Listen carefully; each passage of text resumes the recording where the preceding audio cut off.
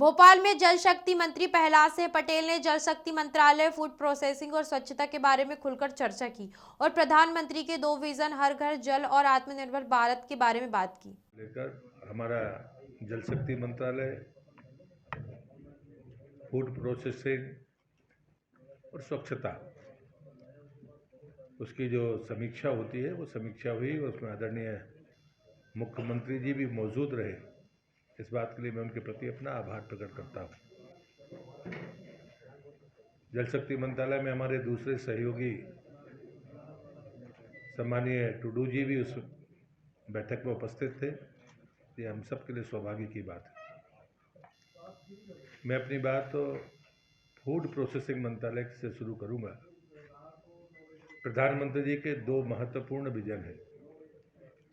एक है हर घर जल और दूसरा है आत्मनिर्भर भारत। आदरणीय प्रधानमंत्री जी ने जल से जुड़े हुए सारे विभाग एक ही मंत्रालय में करके उसको जल शक्ति मंत्रालय बनाया।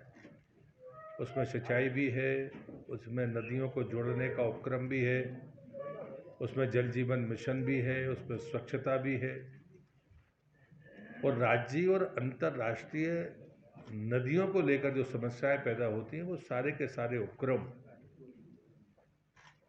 जल शक्ति मंत्रालय में है।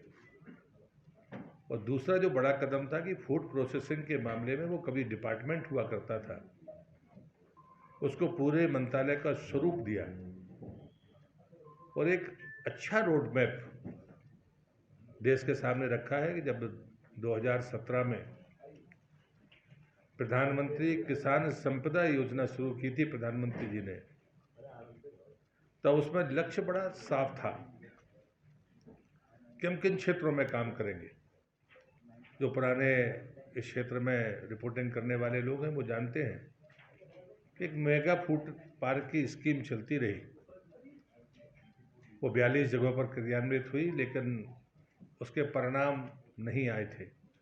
ये पिछली सरकारों के समय की बात थी, लेकिन उसको पूर्णता के लिए भी प्रधानमंत्री जी ने निर्देश दिए।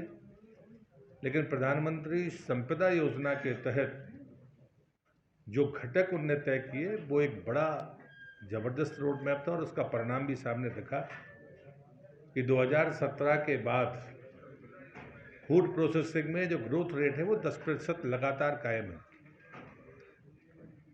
आश्चर्यजनक बात यह है कि बाकी सब सेगमेंट्स में कोरोना के काल में नुकसान हुआ, लेकिन फूड प्रोसेसिंग की इंडस्ट्री को ने अपना वो काम जारी रखा।